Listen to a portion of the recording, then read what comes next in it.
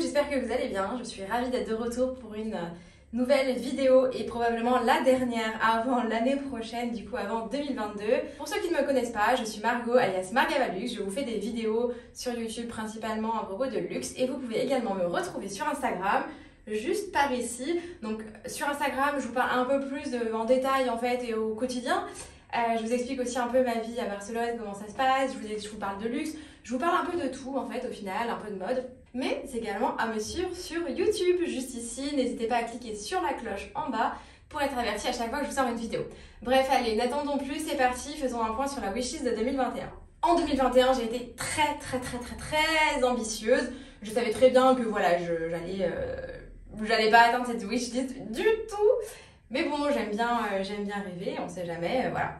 Donc du coup, cette année, qu'est-ce que j'ai acheté, qu'est-ce que j'ai eu en cadeau? On va faire un peu le point. Alors, on va commencer par le début de l'année. Je me suis acheté du coup 3 paires de chaussures Jimmy Choo. Alors, j'en ai acheté une en boutique qui était en solde à moins 40 ou moins 50%. Et j'en ai eu 2 également en vente privée chez Arletty. J'ai fait le plein de talons, moi qui n'en mets jamais, c'est super pratique. Il y en a une paire que je n'ai pas encore portée d'ailleurs. En fait, j'en ai mis une paire sur les 3, alors que nous sommes fin 2021. Super. Car on n'a pas eu énormément l'occasion de sortir tant que ça cette année. On a énormément travaillé avec mon compagnon et c'est vrai que ça fait un peu l'impasse sur les loisirs. Et au niveau des prix, je crois que c'était entre 130 et 180 € la paire. Voilà, très contente de cet achat.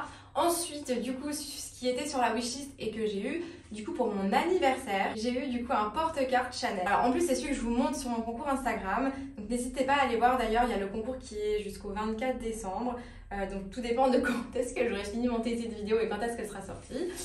Mais potentiellement, voilà, j'ai fait un concours avec un porte-carte Chanel avec la couleur de votre choix. Donc j'ai pris la photo du mien, mais la personne pourra aller directement en boutique. Je pense qu'on ira ensemble quand je serai sur Paris pour aller choisir la couleur qui sera dispo en boutique à ce moment-là, forcément, de son porte-carte.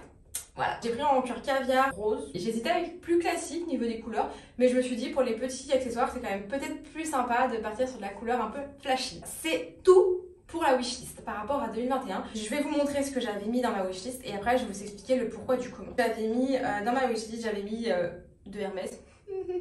Voilà, j'aurais pu cette année craquer sur un Hermès. Je vous expliquerai pourquoi au final je ne l'ai pas fait. Du coup ça aurait été les deux choix, donc je vous les mets là hein, comme d'habitude. Donc Kelly, j'étais partie soit sur le 28 cuir Epsom, soit sur le brume, soit sur le couleur étoupe. Ensuite j'avais mis également le Chanel Timeless en cuir grainé beige. J'aurais peut-être dû l'acheter finalement avec l'augmentation qui a eu lieu. Mais bon voilà, comme d'habitude, hein, je pense que de toute manière celui-là je ne l'achèterai peut-être pas neuf au vu des prix qui sont pratiqués maintenant par Chanel. Ensuite j'avais mis un petit Chanel, cuir verni beige. Donc celui-là il sera également d'occasion parce que finalement on ne le retrouvera pas en boutique normalement. Ensuite j'avais mis aussi un petit boy. Alors je suis allée l'essayer en boutique, il l'avait. Incroyable, vraiment incroyable. Mais en fait je me suis dit en velvet j'ai peur de vraiment l'abîmer. Et au final je regrette pas. Du coup celui-là va sortir de ma wish. J'avais mis du coup le mini saddle. C'est vrai que je l'avais essayé l'année dernière et j'étais tombée follement amoureuse. J'avais aussi des baskets Dior, alors je les aime toujours autant. Alors ce que je fais en général, je me fais une wishlist et si 6 mois plus tard ou 1 an plus tard, j'aime toujours le modèle, en général je vais l'acheter. C'est comme ça que je fonctionne, j'essaie de pas trop fonctionner un peu au coup de cœur, au flash et acheter tout de suite précipitamment. En général j'attends un peu et si j'aime toujours j'achète. Ensuite j'avais mis un sac de chez Saint Laurent en couleur Camel, le Niki, que j'aime beaucoup, mais je pense que du coup je vais finalement le retirer de ma wishlist. Saint Laurent, j'aime bien, mais c'est pas ma maison préférée, donc voilà, c'est pas ma priorité on va dire sur ma wishlist 2022. J'avais mis le plaid Dior, que j'adore toujours autant, donc ça il va rester dans la wishlist. Puis j'avais mis un pull Isabelle Marant, alors ça pour le coup je ne suis plus du tout fan, donc clairement il sort. Et j'avais mis aussi voilà le Alma Louis Vuitton, cuir épi orange, je l'ai déjà en bleu, je l'ai mis en orange, j'aime toujours autant, je ne sais pas par contre s'il fera partie de ma wishlist 2022. J'avais mis également ce sac Louis Vuitton, un saxo, finalement je suis plus si fan que ça. J'ai acheté beaucoup de sacs monogrammés en 2 ans et je pense que je vais m'arrêter là, je vais commencer à changer un peu et à acheter autre chose. Et j'avais voilà vu celui-là chez Louis Vuitton, alors celui-là par contre il va rester pour ma 2022. Parce que clairement j'adore, je trouve qu'il est hyper sympa, il fait son effet, il est un peu plus discret et il est pas vu surtout.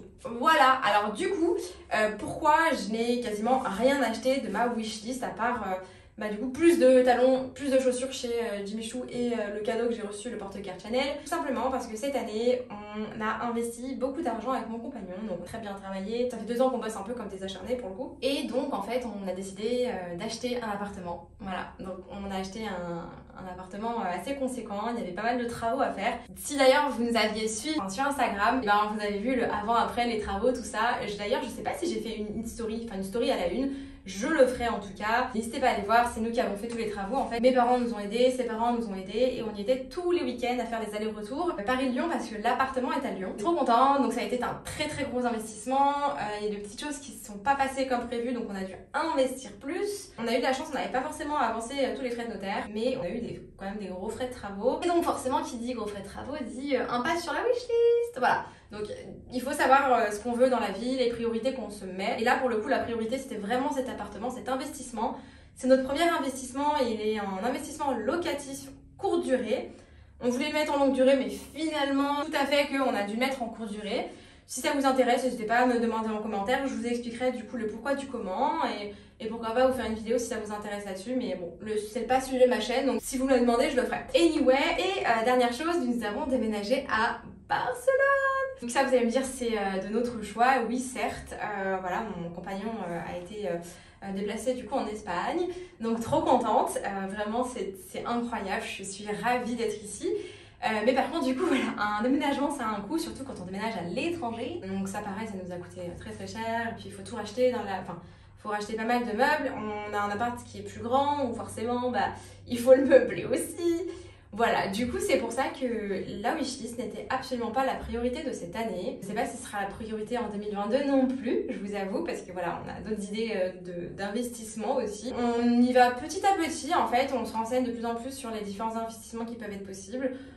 Voilà, le but c'est de penser long terme, plus tard, qu'est-ce qu'on peut avoir, de penser un peu à 10 ans, à 20 ans, à 25 ans et de voir tout ça quoi.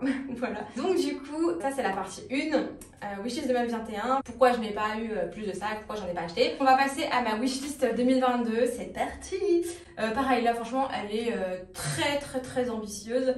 Mais voilà, j'aime bien, je vous attends en commentaire pour me dire le modèle que vous avez préféré. Voilà, c'est parti, du coup, on va commencer. Alors mince, je n'ai plus l'ordre sur ma tablette, j'avais fait un ordre exprès. Bon, c'est pas très grave. On va commencer de toute manière par mon number 1. Alors, j'ai changé.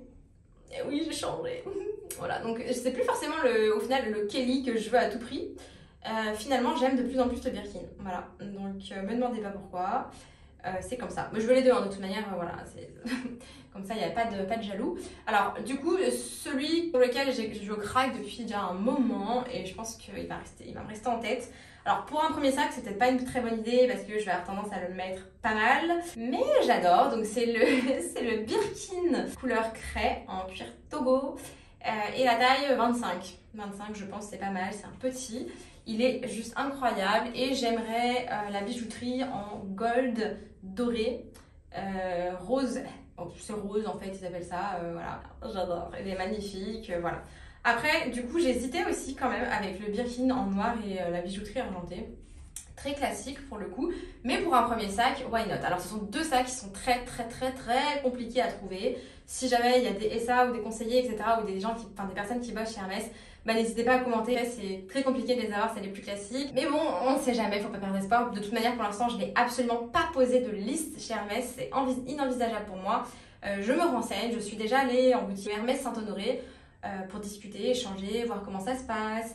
Aller toucher le cuir, choisir la taille aussi parce que du coup en fonction de notre taille, notre poids, tout ça, bref, le rendu peut être différent. Donc je suis vraiment allée tester les différents modèles, les différentes tailles et c'est comme ça en fait que je me suis rendu compte que j'aimais beaucoup le Birkin taille 25 finalement. J'ai été très bien accueillie chez Hermès Saint-Honoré, j'avais un petit peu peur au début d'être peut-être prise de haut parce qu'il y en a beaucoup qui ont fait ce retour et au final j'ai été très bien accueillie. On m'a très bien expliqué, on a pris le temps avec moi, on m'a vraiment tout montré en détail, la possibilité aussi de faire des commandes spéciales avec le cuir que l'on veut, avec la couleur de la bijouterie qu'on veut, etc. Vraiment c'était un super moment, j'ai adoré et ça fait encore plus rêver. Voilà, donc pour l'instant j'ai pas fait ma liste, on verra. Ensuite, sans surprise, toujours le Chanel Timeless classique. Je partirai soit sur le grand, soit sur le médium. Bijouterie argentée, cuir caviar. Ensuite, toujours les baskets Dior. Je les adore, vraiment, ça ne change pas, je les aime beaucoup. Je target encore aussi le plaid Dior, je trouve ça incroyable, il peut faire office de déco à la maison.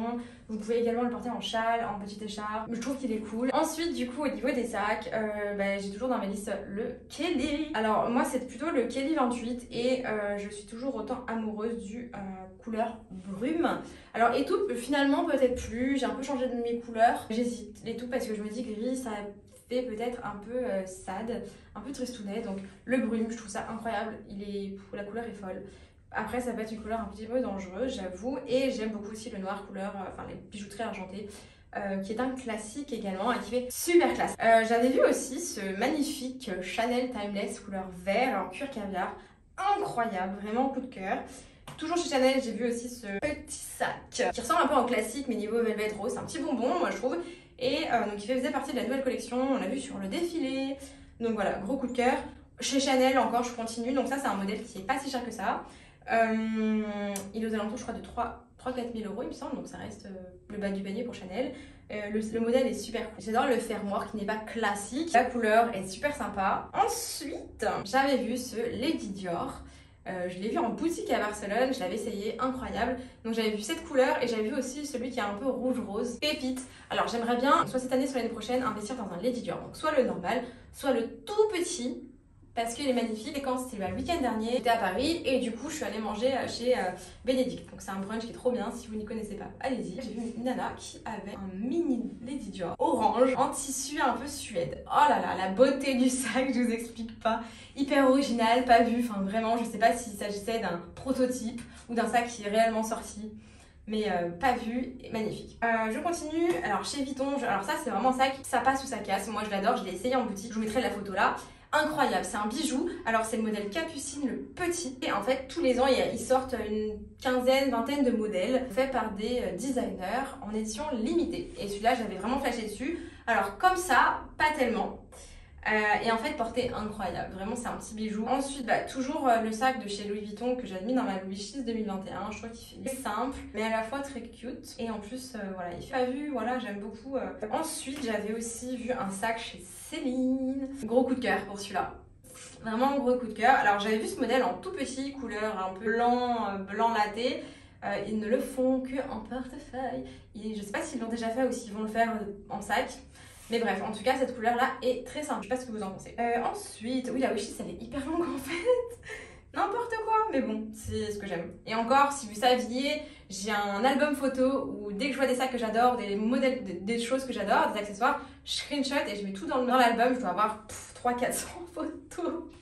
N'importe quoi. Et pour finir, j'ai mis des petits accessoires. Donc j'ai mis des ceintures Hermès que j'aime beaucoup.